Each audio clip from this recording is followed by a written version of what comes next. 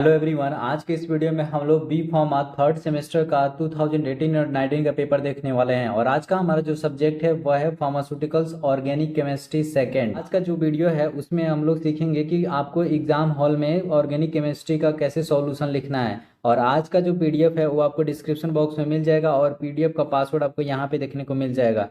तो आपको 6 digit password collect करना है और उस पासवर्ड को आप यूज कर सकते हैं पीडीएफ को एक्सट्रैक्ट करने के लिए। ठीक है, तो आपको 6 डिजिट पासवर्ड यहाँ वीडियो में कलेक्ट करना है। ठीक है, इस बात को ध्यान रखते हुए इस वीडियो को चलिए देखते हैं सेक्शन ए से। और सेक्शन ए में जो क्वेश्चन पूछा गया है वह है right a short notes on resonance structure of benzene. ठीक है, तो आपको यहाँ पे रेजोनेटिंग स्ट्रक्चर जो होते हैं बेंजीन का उसके बारे में बताना है। ठीक है, तो यहाँ पे देखेंगे कि रेजोनेटिंग जो स्ट्रक्चर है वो आपको यहाँ पे बताया गया है। ओवरऑल जो यहाँ पे रेजोनेटिंग स्ट्रक्चर आते हैं वो कुछ ऐसा देखने को आपको मिलते हैं। ठीक है, तो ये हाइब्रिड रेजोनेटिंग स्ट्रक्चर है, तो इसे आपको इस तरह से ही सॉल्व करना है। ठीक है, नेक्स्ट क्वेश्चन इसमें पूछा गया है वह है give the structure and use of saccharin. तो यहाँ पे आपको पहले तो स्ट्रक्चर बनाना है सेकेरिन्स का। ठीक है, तो उसके बाद से आपको यहाँ पे यूज बताना है कि सेकेरिन का यूज क्या होते हैं। ठीक है, नेक्स्ट क्वेश्चन यहाँ पे पूछा गया है व्हाट आर फिनॉल। ठीक है, तो यहाँ पे आपको फिनॉल क्या है उसके बारे में बताना है। ठीक है, तो यहाँ पे देखेंगे बेंजीन के ऊपर जो OH लगा हुआ है उसे ही फिनॉल कहा जाता है। ठीक है, तो यहाँ पे फिजिकल प्रॉपर्टीज ऑफ इट। ठीक है, तो यहाँ पे आपको फिजिकल प्रॉपर्टी भी बताना है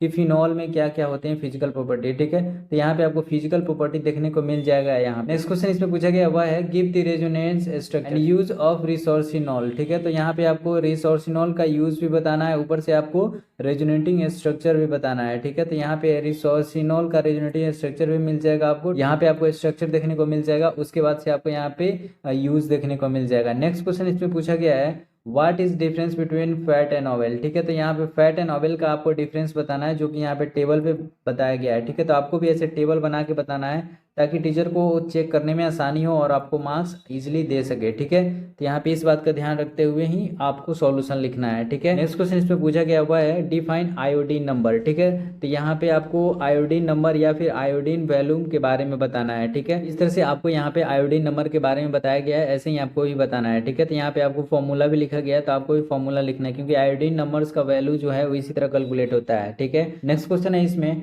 डिफाइन एसिटाइल वैल्यू। ठीक है, तो यहाँ पे acetyl value and it's significant. ठीक है, तो आपको सिग्निफिकेंट बताना है और एसिटाइल वैल्यू के बारे में बताना है। यहाँ पे आपको सिग्निफिकेंस भी बताना है। देखिए जो यहाँ पे क्वेश्चन पूछा गया आयोडीन नंबर, इसका भी आपको सिग्निफिकेंस याद रखना है। ठीक है, और जितने भी वैल्यूम है आपको यहाँ पे 2 नंबर एटलीस्ट तो मान के चलना है कि जितने भी वैल्यू पूछा गया है, जितने भी सिलेबस में वैल्यू है वो आपको सभी याद करके चलना है और उसका सिग्निफिकेंस भी, क्योंकि 2 नंबर में ये क्वेश्चन पूछ ले जाते हैं। अगर इसी क्वेश्चन को 7 नंबर में पूछना हो तो ये क्या करता है कि सारे जो वैल्यू है उसको एक साथ पूछ लेता है। ठीक है, तो आपको वैल्यू डेफिनेटली याद होना चाहिए। नेक्स्ट क्वेश्चन इसमें पूछा गया है वह है what are the use of triphenyl methane. ठीक है, तो यहाँ पे आपको ट्राईफिनाइल मीथेन के बारे में आपको यूज बताना है, तो एटलीस्ट आपको 2 लिखना ही है। ठीक है, नेक्स्ट क्वेश्चन इसमें पूछा गया हुआ है give physical and chemical properties of naphthalene. ठीक है, तो यहाँ पे आपको फिजिकल प्रॉपर्टी और यहाँ पे केमिकल प्रॉपर्टी मिल जाएगा, तो एटलीस्ट आप 3 से 4 लिखे। ठीक है, तो यहाँ पे केमिकल और फिजिकल प्रॉपर्टी मिल जाएगा जिसे आप इजीली देख सकते हैं। ठीक है, नेक्स्ट क्वेश्चन इसमें पूछा गया हुआ है डिफाइन साइक्लोएल्केन। ठीक है, तो यहाँ पे आपको साइक्लोएल्केन के बारे में बताना है। ठीक है,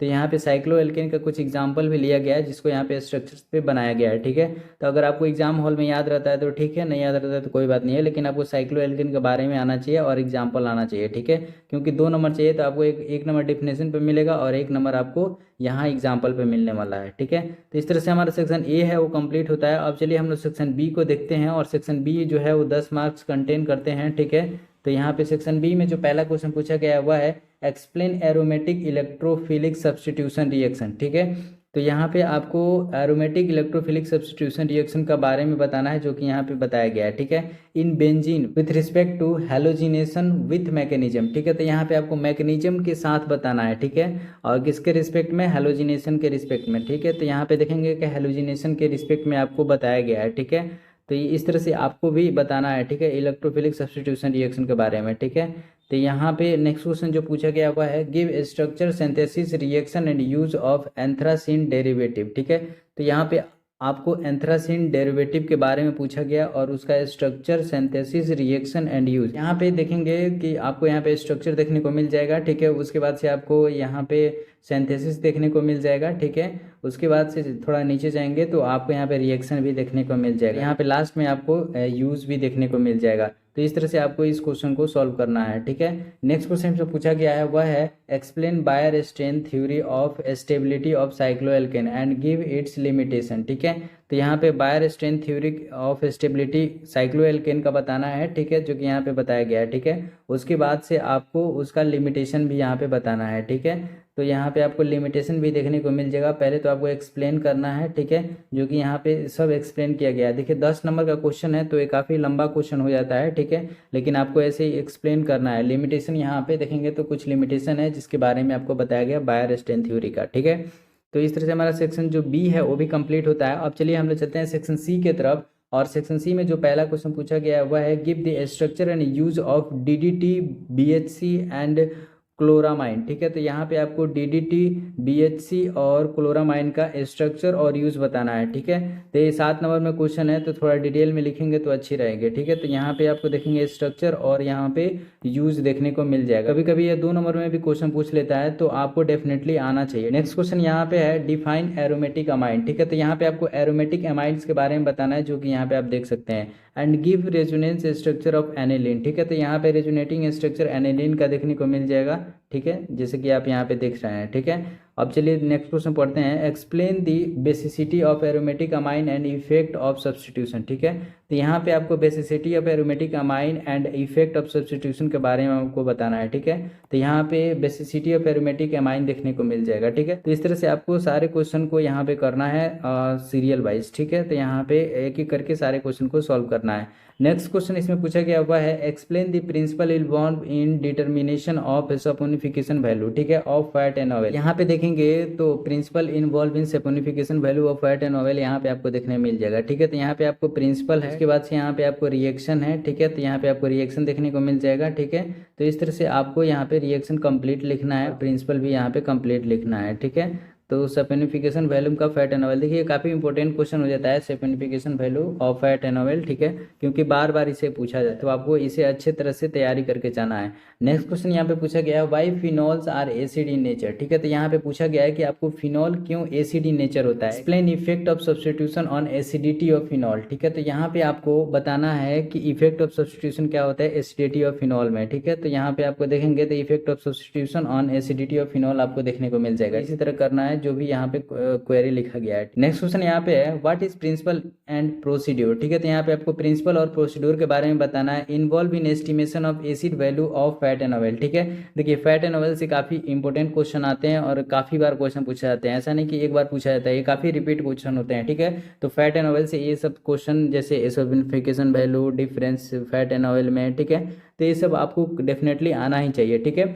तो इससे काफ़ी अच्छा मार्क्स आ सकते हैं एग्जाम में। ठीक है, आप यहाँ पे देख सकते हैं कि 7-7 नंबर में 2 बार पूछ लिया क्वेश्चन, तो 14 मार्क्स यहाँ पे हो गया और 2 नंबर का आपको डिफरेंस पूछा हुआ था तो 16 मार्क्स यहाँ से आ गया, यानी आपको 50% तो मार्क्स मिल गया पास होने के लिए। ठीक है, 50% और लाएंगे मार्क्स तो आप पास हो जाएंगे 30 और 20 आपको एटलीस्ट तो इंटरनल में मिल ही जाते होंगे। ठीक है, तो इस तरह से आप तैयारी करें कि आप एग्जाम में पास हो जाए। ठीक है, तो यहाँ पे आप देखेंगे कि principle procedure involve in estimation of acid value of fat and acid आपको यहाँ पे देखने को मिल जाएगा। नेक्स्ट क्वेश्चन इसमें पूछा गया हुआ है give structure synthesis and importance of diphenyl methane. ठीक है, तो यहाँ पे आपको डाइफिनाइल मीथेन का सिंथेसिस और यहाँ पे आपको इम्पोर्टेंट और स्ट्रक्चर यहाँ पे देखने को मिल जाएगा। ठीक है, तो यहाँ पे आपको इम्पोर्टेंस देखने को मिल जाएगा। ठीक है, और यहाँ पे आपको स्ट्रक्चर देखने को मिल जाएगा। ठीक है, तो सब कुछ यहाँ पे अच्छे तरह से किया गया है। ठीक है, तो आप यहाँ से बस एक बार रीडिंग कर ले एटलीस्ट तो अच्छी होगा। ठीक है, नेक्स्ट क्वेश्चन यहाँ पे पूछा गया हुआ है explain such more theory of stability of cycloalkane. ठीक है, तो ये भी काफी इंपॉर्टेंट क्वेश्चन है क्योंकि जो थ्योरी है साइक्लोएल्केन का उसमें से आपको डेफिनेटली क्वेश्चन आते हैं। ठीक है, जितने भी थ्योरी है सभी क्वेश्चन रिपीट होते हैं। ठीक है, give reaction of cyclopropane and cyclobutane. ठीक है, तो यहाँ पे आपको रिएक्शन बताना है। ठीक है, साइक्लोप्रोपेन और साइक्लोब्यूटेन का, जो कि आपको यहाँ पे देखने को मिल जाएगा। पहले तो सच मोर थ्योरी के बारे में आपको एक्सप्लेन करना है। ठीक है, जो कि काफी इंपॉर्टेंट है। ठीक है, उसके बाद रिएक्शन मिल जाएगा साइक्लोप्रोपेन का। ठीक है, तो सबका आपको यहाँ पे रिएक्शन बताना है। ठीक है, तो यहाँ पे साइक्लोब्यूटेन का मिल जाएगा रिएक्शन। तो आई होप कि आपको ये वीडियो अच्छी लगी होगी क्योंकि हम लोगों ने तीनों सेक्शन को कवर कर लिया है। ठीक है, और मिलते हैं नेक्स्ट वीडियो में, तब तक के लिए बाय, टेक केयर, जय हिंद।